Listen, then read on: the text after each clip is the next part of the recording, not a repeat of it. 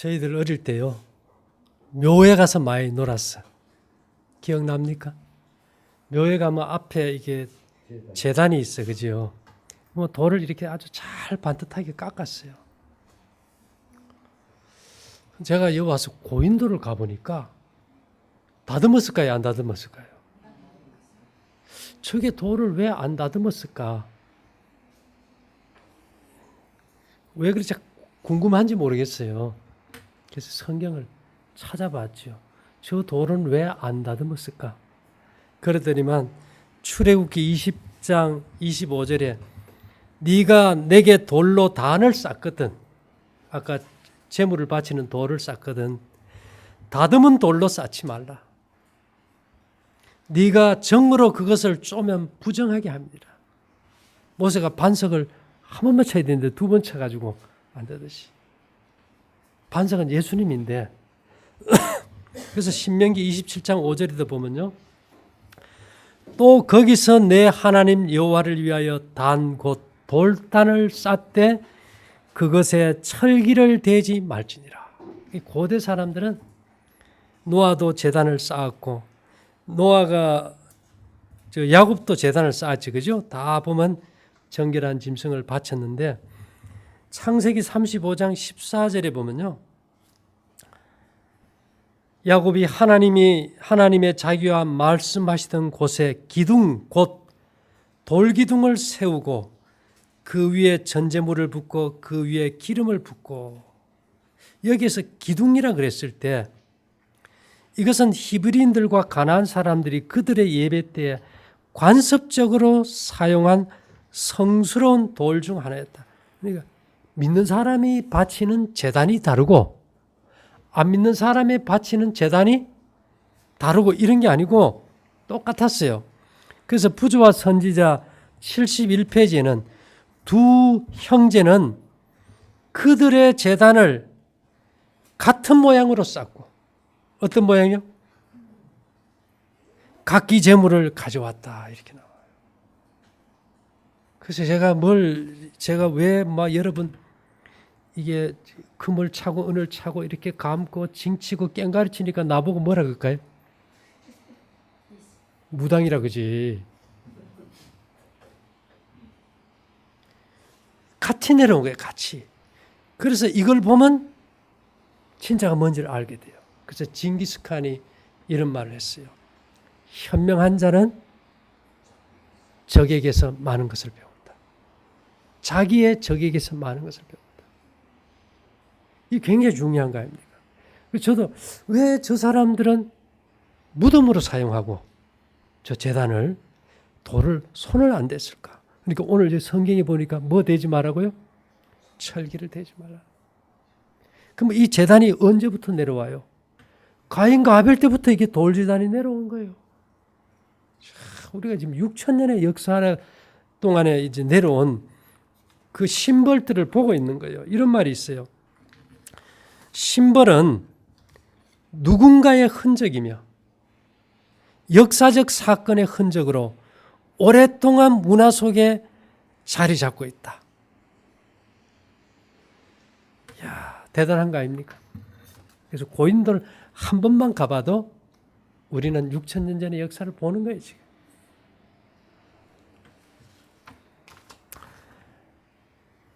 자, 예배를 드릴 때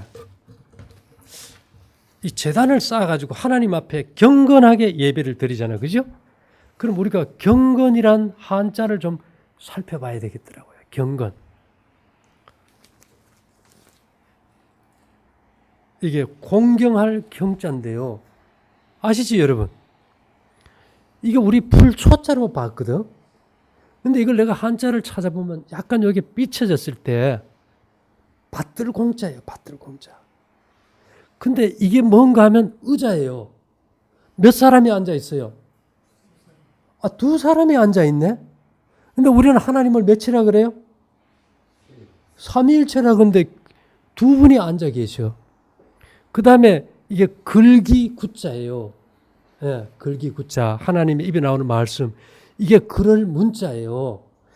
하나님의 이 말씀에 있는 구절을 따라서 하나님을 경배하는데 이 하나님이 둘로 떡 나와 있으니 우리가 이게 세 분으로 배웠는데 이거 뭐 잘못된 거 아닌가? 근데 이게 자리라는 게 있잖아요. 사단의 보좌, 12지파의 보좌, 24장로의 보좌 다 있는데 하나님의 보좌도 있어요. 계시록 22장 3절에 보면요. 다시 저주가 없으며 하나님과 그 어린 양의 보좌가 그 가운데 있으리니 그의 종들이 그를 섬기고. 아니 하나님의 보좌가 보니까 아버지의 보좌도 있고 아들의 보좌도 이게 딱 두 개가 나와 있는데 누구의 보좌는 없어요? 성령 하나님의 보좌가 없는 거예요. 이게 난리 난 거 아닙니까? 일단 그거는 제가 좀 다음에 말씀드리고요. 자, 그 다음에 그러면 어느 날 우리가 경건하게 모여서 예배를 드리느냐. 이게 뭐냐면 이 껍데기는 이게 집 호자예요. 집. 안에는 무슨 자예요? 무슨 날에 예배를 드려요? 제7일 안식일에 하나님의 말씀을 따라 성소에서 예배 드리는 게 경건이더라고요. 누구에게 드려요? 몇 분에게? 한자를 보니까 두 분에게만 예배 드리게 되어 있는 거예요. 그래서 제가 좀 고민을 해서 찾아보니까 우리가 이제 중학교 되면 다 배워요. 수사법이라는 걸 배워. 거기 보면 이 3인칭이라는 게 있어요. 3인칭. 그 인칭 대명사 뭐 이런 게 있는데 다니엘서는 누가 썼는가 아세요? 다니엘이 썼어요. 근데 이런 말을 해놨어. 하나님, 다니엘이 지금 자기 입에 쓴 거예요. 다니엘서에 1장 17절에 하나님이 이 내 소년에게 지식을 얻게 하시며 모든 학문과 재주에 명철하게 하신 외에 다니엘은 또 모든 이상과 몽조를 깨달아 알더라. 다니엘은 또 모든 이상과 몽조를 깨달아 알더라. 이걸 누가 썼지요? 자기가 자기를 이렇게 칭찬을 해서 그러면 또 다른 다니엘이 있을까요? 같은 다니엘일까? 자, 그 다음에 요한복음 13장 25절에 보면 이 사도 요한이 이제 최후의 만찬할 때 그가 예수의 가슴에 그대로 의지하여 말하되 예수님, 당신 파는 자가 누굽니까? 물어요. 요한이. 그럼 요한복음은 누가 썼어요? 자기가 썼는데 그 가운데 그가 예수의 가슴에 그대로 의지하여 말하되 주여 누구오니까? 이게 지금 누구 얘기하는 거예요? 자기가 자기 얘기하는데 또 다른 자기가 있는 게 아니잖아요. 그렇죠? 예수님은 이거 아주 숱하게 써버렸어요. 여러분 잘 알죠? 모세가 광야에서 뱀을 든 것 같이 인자도 들려야 하리니 인자가 누굽니까? 예수님 외에 또 다른 인자 있어요? 없어요. 이는 저를 믿는 자마다 영생을 얻게 하려 하심이라 할 때 저는 또 다른 저가 있습니까? 자신이에요. 하나님이 세상을 이처럼 사랑하사 독생자를 주셨으니 그 독생자가 누구예요? 이는 저를 믿는 자마다 다 자기 자신이에요. 근데 그가 누구냐? 예수께서 가라사대 네가 그를 보았거니와 지금 너와 말하는 자가 그이니라. 그 사람이 바로 네가 말하는 내다. 이렇게 얘기했어요.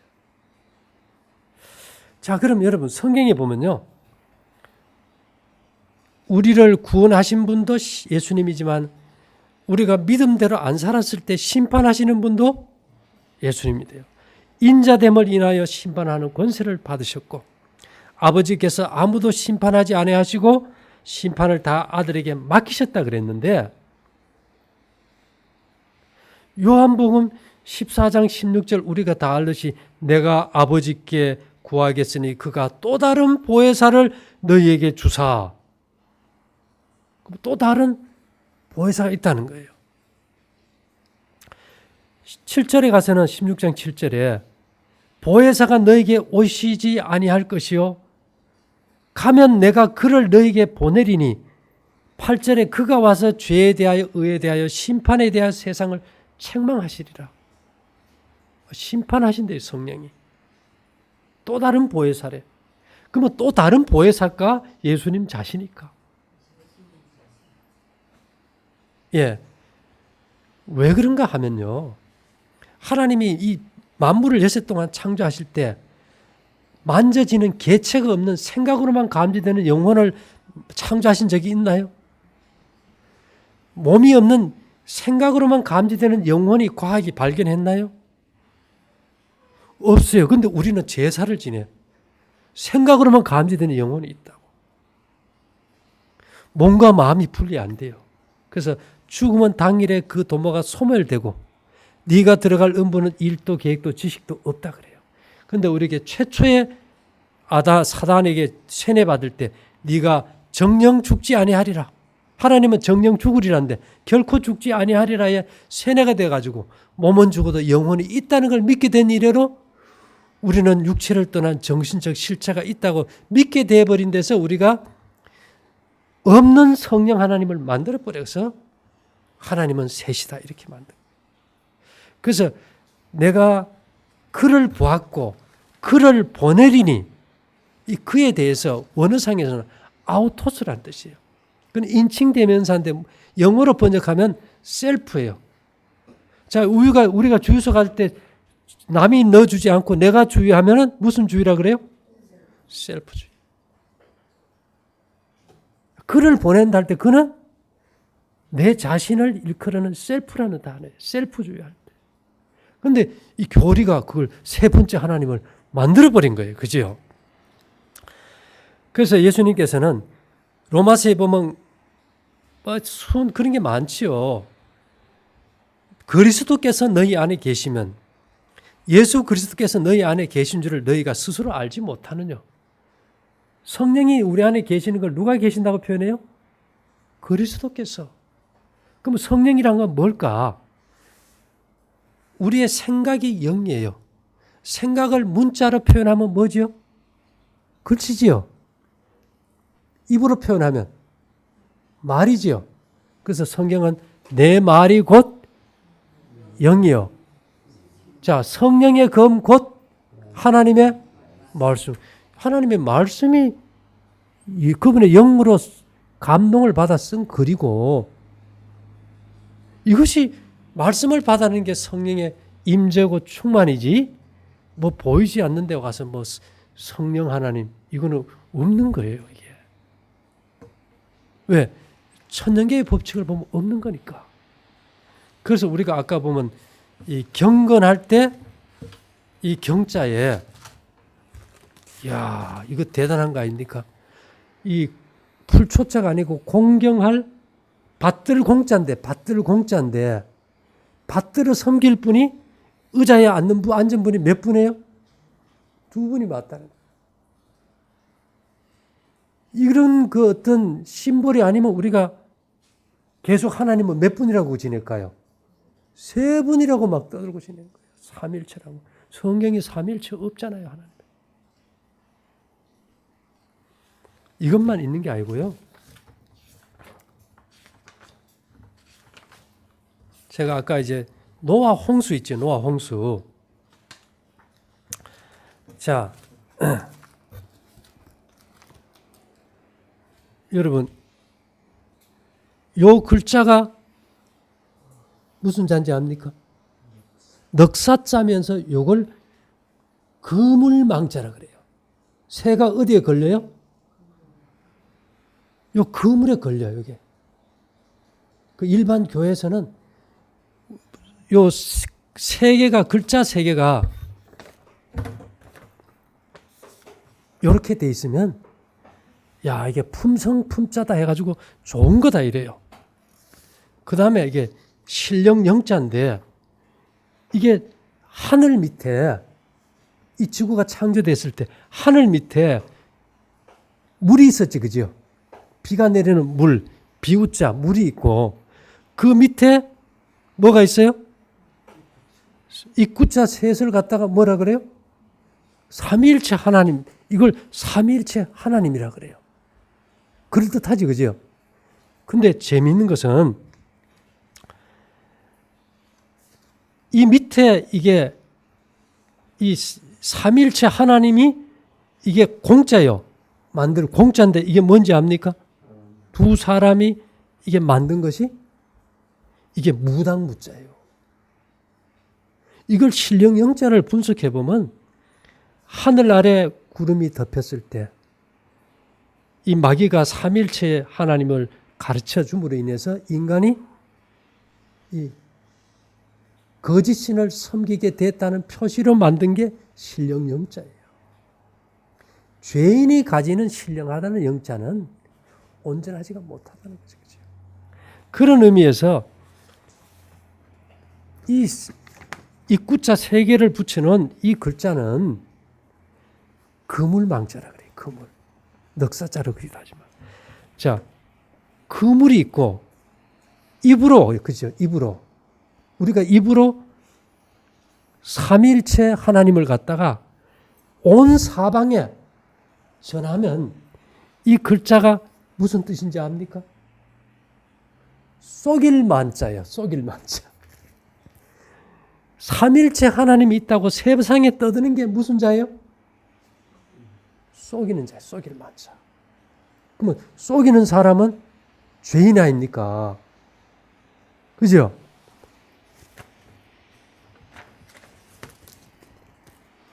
이게 뭔 자인지 아세요? 십계명의 두 돌비의 글자예요. 십계명의 돌비가 몇 개예요? 두 개 이게 글자 이게 쓰인 거예요. 이거 하나님의 말씀에 없는 삼위일체 하나님을 믿는 것이 십계명에 없는 삼위일체 하나님을 믿는 것이 죄예요. 톨스토이의 죄와 벌. 그 벌은 뭘까요? 자, 하나님의 말씀에 없는 삼위일체를 믿는 사람을 칼도자에 칼로 베는 걸 뭐라 그래요? 벌이라 그래요. 이걸 왜 이게 그물망자를 이렇게 놨을까? 이 지구 역사의 끝에 가면 모든 하나님의 백성들이 아버지와 아들을 다 떠나서 모두가 뭐를 믿어요? 삼위일체 하나님을 믿어가지고 하나님을 셋이란 데 다 쏘가 넘어갔는데 그것이 너희가 벌이라는 걸 알아라고 깨닫게 하기 위해서 죄와 벌에다가 꼭 흘러놓은 거. 안 믿는 사람은 아예 관계없어. 믿는다고 하면서 잘못 믿는 것이 더 큰 문제이기 때문에. 야, 그런데 우리가 이런 걸 믿을 만할까? 그렇잖아요. 그럼 우리 좀 더 보자고요. 이게 무슨 자입니까? 예? 8팔. 노아 홍수 때 살아남은 식구가 몇 명이에요? 8명. 그 8팔자가 거기서 나온 거예요.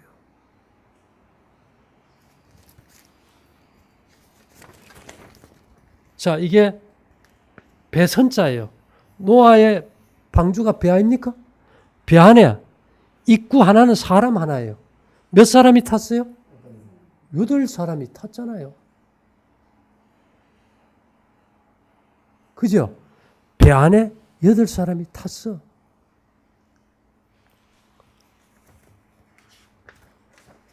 자, 물 떠내려갈 연자예요. 막 홍수 때 막 온 물에 이게 물숫자 아닙니까? 물이 범람할 때 이 8식구가 이 물에 막 배 타고 떠내려가. 그래서 떠내려갈 연자, 물 떠내려갈 연자. 이게 노아 홍수 때 지구가 다 물바다가 됐을 때 떠내려갈 때를 이 표현합니다.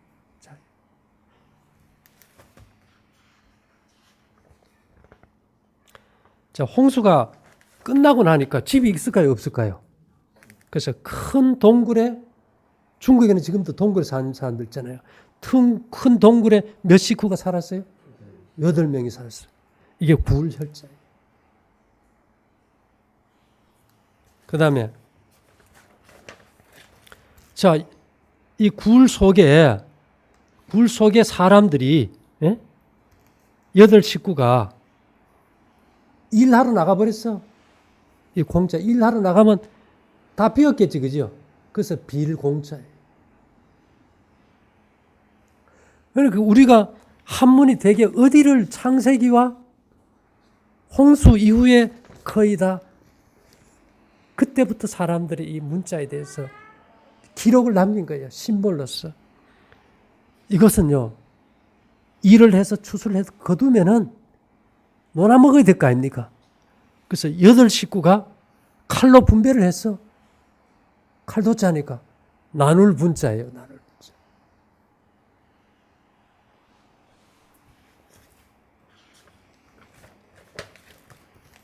자, 이 8식구가 온 세상으로 다 사방으로 나눠졌어. 그러면 넉사자예요.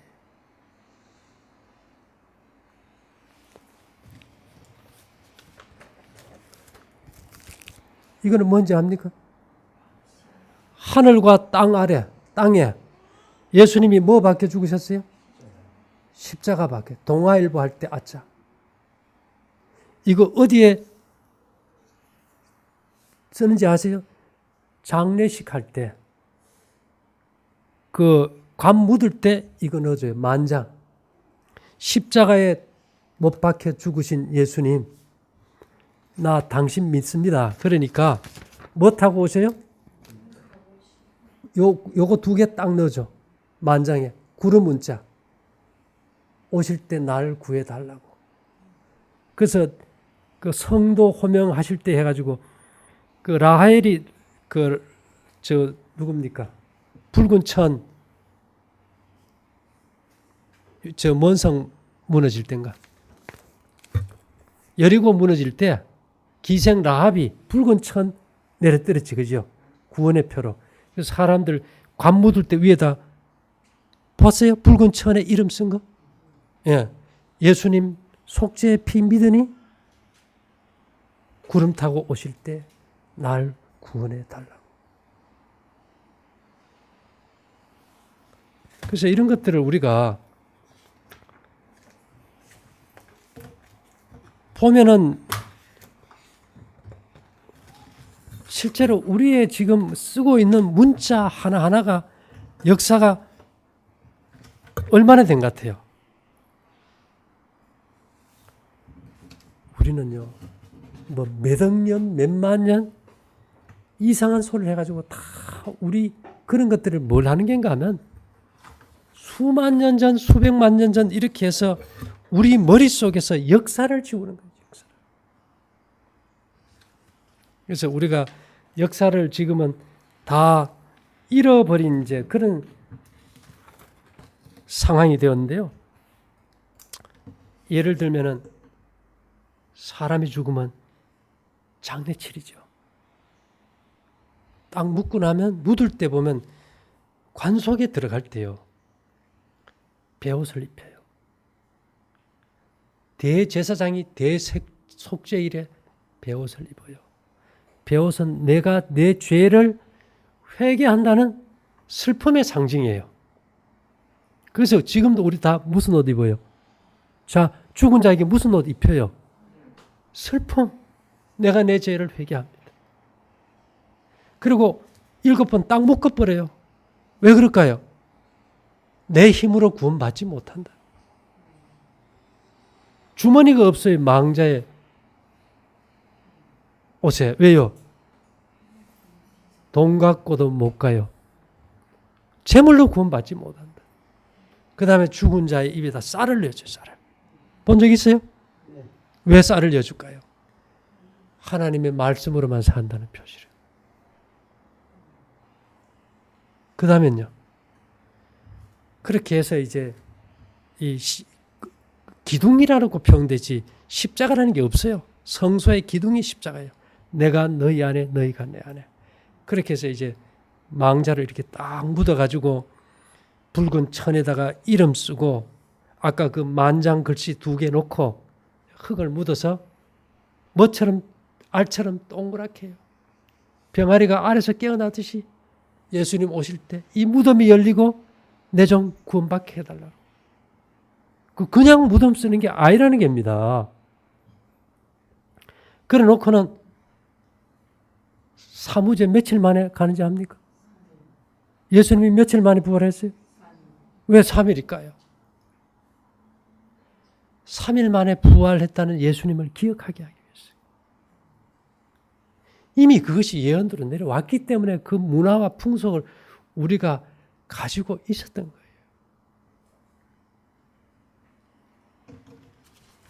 근데 우리는요, 아이고, 막 죽으면 막 그렇게 하는갑다 이렇게 살아왔지, 그것이 뭘 의미하는지 모르고 살아왔어요.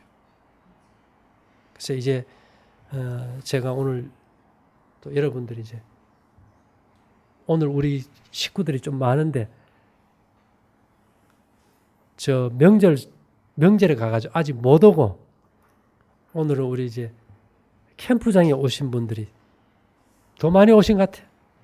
그래서 내가 야, 이분들에게 무슨 뭐 종교 얘기보다도 오늘은 역사 얘기를 좀 해줘야 되겠다. 그래서 우리가 역사라는 것이 막 거창하게 말을 잘한다고 역사는 아니다. 우리가 이게 관찰만 잘해도 성경을 올바로도 깨달을 수 있는 엄청난 많은 것들이 우리 주변에 너무 많다는 거예요. 그래서 여러분들이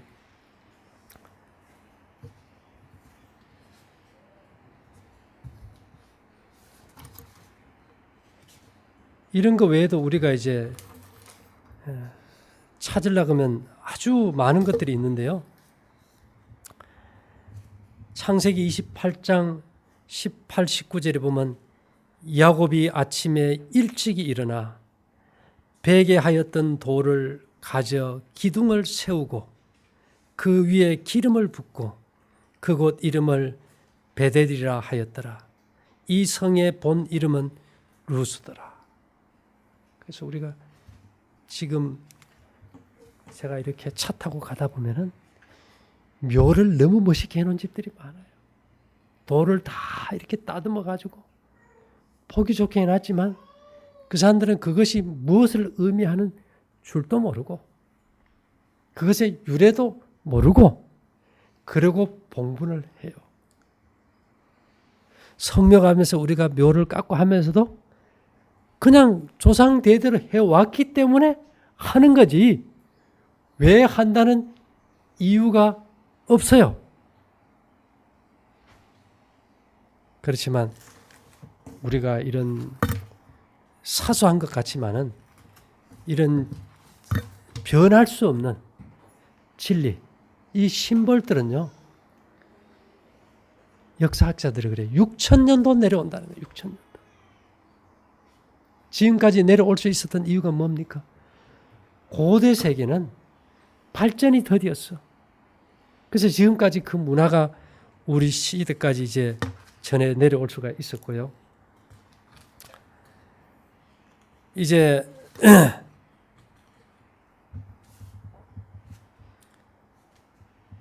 우리가 이제 예수님을 믿고 사는 그 시대를 떠나서 지금은 살아서 예수님을 맞이할 시대가 됐어요. 자, 살아서 맞이한다는 것이 의미가 뭔지 압니까? 우리가 교회 가면 찬양대가 있죠. 찬양대. 하늘에도 찬양대가 있어요. 찬양대가 있는데 이 하늘 찬양대는 숫자가 정해져 있어요.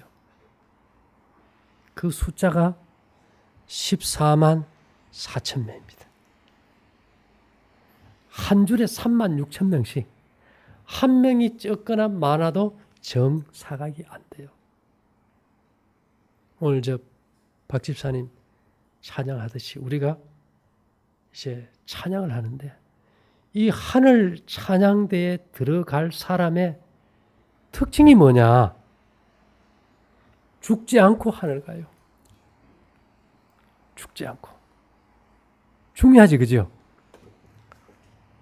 여러분들 죽지 않고 갈 것 같아요? 못 갈 것 같아요? 희망하지, 그죠? 제가 잠깐 얘기 드리면 제가 아마 예언 공부를 한 20년 이상 했어요. 와, 이 역사를 알면 과거의 이런 역사를 알면 미래도 또 다 보여버려요. 미래까지 다 거기 나와 있는 게 있으니까. 이게 재미있는 게 뭔가 하면요. 예언을 우리가 푸는 기초만 알아도 쉬워요. 우리가 한 주일이 7일 주기로 돌아가지, 그죠? 근데 성경에 이런 말씀이 있어요. 하루가 몇 년 같고 1000년 같고 1000년이 하루 같다는 이 사실을 잊지 말라 하는 말이 시편하고 베드로 같이 말했어요. 자, 고대 사람들이 예언을 푸는 가장 중요한 틀은 하루를 1000년으로 계산해서 인류의 창조와 범죄와 죄의 역사와 완전한 회복까지는 7000년으로 정해져 있어요. 이거 굉장히 재미있는 겁니다. 7000년으로 정해져 있는데 우리가 일곱째 날은 쉬는 안식일이잖아요. 그죠? 이 쉬는 안식일은 이 땅에서 보내지 않고 하늘에 가서 보내요. 그럼 이 지구 역사가 몇 천 년이게요? 6000년으로 정해져 버려요. 6000년. 자, 재미있는 거는 오늘 제가 이제 역사에 대해서 쭉 했잖아요. 그러면 아담이 7일 엿새 동안 창조함 받고 안식일 지내고 첫날을 시작한 것이 며칠일까? 몇 년 전일까? 그 창세기 5장에 보면 누구는 누구를 하고 쭉 있죠.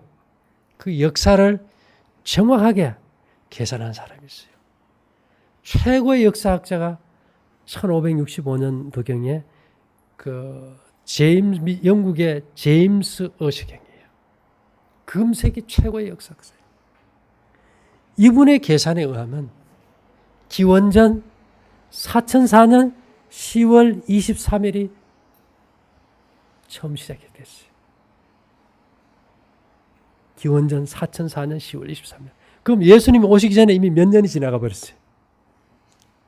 4000년이 지나갔어요. 자, 이 땅의 역사가 몇 년이라고요? 6000년에서 4000년 예수님 오시기 전에 지나가 버렸어. 원래 몇 년도입니까? 원래 몇 년도예요? 그럼 합하면 6000년이 지났어요? 안 지났어요? 지나버렸지. 지나버렸지. 그게 중요한 거예요. 원래 2016년 아닙니까? 그치? 지났는데 안 오니까 사람들은 막 살아. 근데 성경은 뭐라 그래요? 신랑이 빨리 오므로 더디 오므로. 더디 오므로. 잠시 잠깐 후면 오시리니 지체하지 아니하리라.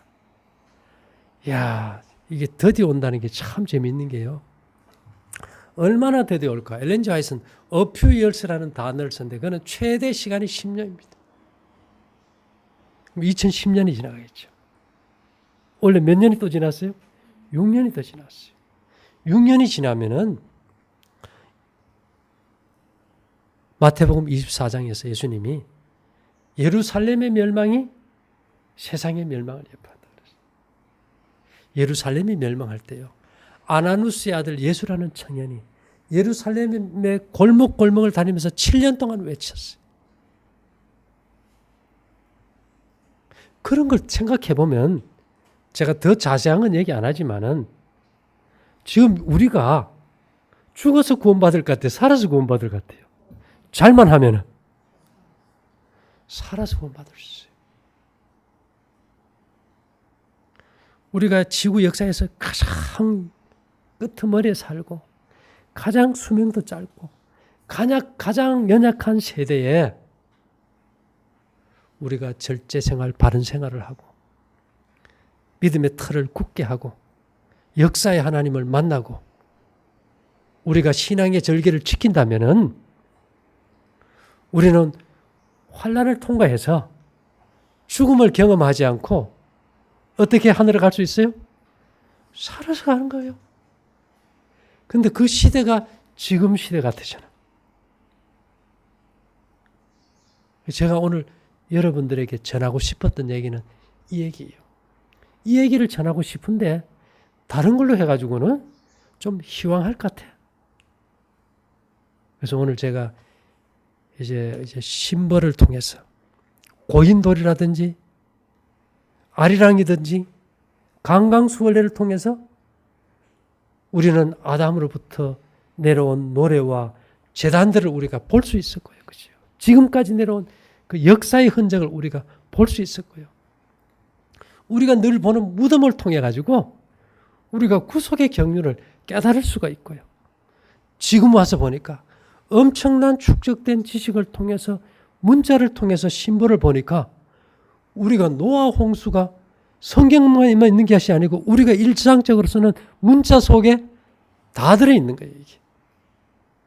그리고 예언적 역사에서 보니까 우리는 지금 예수의 초림이 아니고 예수님의 재강림을 살아서 맞이할 그 시점에 살고 있는 것 같아. 그러니까 우리가 얼마나 이게 큰 특권과 행복을 가진 사람들이냐 이 말입니다. 그래서 여러분들이 어디에서 어떤 생활을 하든지 제가 바라기는요. 역사의 하나님을 좀 만났으면 좋겠어요. 그렇게 해서 그 역사 속에서 끊임없이 그 심볼들을 보존해서 오늘 우리에게 이 진리를 알게 하신 하나님을 통해서 우리가 다 같이 살아서 구원받아서 이왕 갈 거면 살아서 구원받고 하늘 찬양대가 되면 얼마나 좋겠어요. 그죠? 그렇게 해서 우리가 이 여러분 어깨 쭉지를 무슨 쭉지라고 하는지 압니까? 날개 쭉지요. 그렇게 구원받으면 우리가 하나님께서 날개를 달아줘요. 그러면 제가 강의했듯이 회오리 바람 장을 타고 온 우주를 순식간에 날아갈 수 있겠죠. 네, 그래서 여러분 이 세상에 슬프고 짜증나고 괴로운 거 생각하지 말고 이왕이면 꿈을 꾸자고요. 하늘의 꿈을 꾸고 준비해서 우리 모두가 생명 강가에서 함께 노래하는 우리 모두가 되기를 바라면서 마치겠습니다.